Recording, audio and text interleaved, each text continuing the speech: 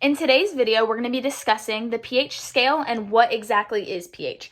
So what is pH? pH is a measure of how acidic or basic a solution is, and our pH scale ranges from 0 to 14, with less than 7 is considered an acidic solution, while greater than 7 is considered our basic solutions. And then we have 7, which is our neutral solutions. Things that are considered our acidic solutions are lemon juice, orange juice, tomato juice, black coffee. A lot of our fruits are going to be more acidic. While then we have our basic solutions, and that contains bleaches and our ammonia solutions. Something that's considered neutral would be our blood, for example.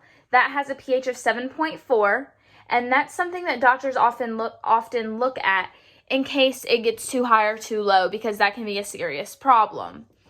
So let's look at the numbers 0, 14, 7, and 7.4. Something that would have a pH of 0 would be our battery acid or our hydrochloric acid. 14 would be a liquid drain cleaner, and as you can tell, that's at the very end, and it is one of our most basic solutions there is. And then you have 7, which would be our pure water or distilled water.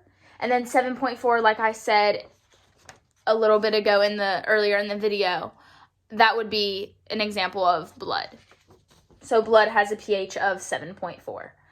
And then we're going to point out our strong acids, weak acids, and our weak bases and strong bases. So as you can tell, we have our strong acids, and then we have our weak acids, weak bases, and strong bases.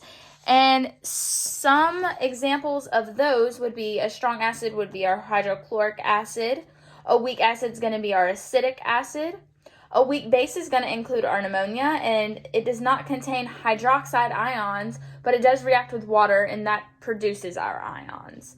And then we have our strong base, which is going to include sodium hydroxide.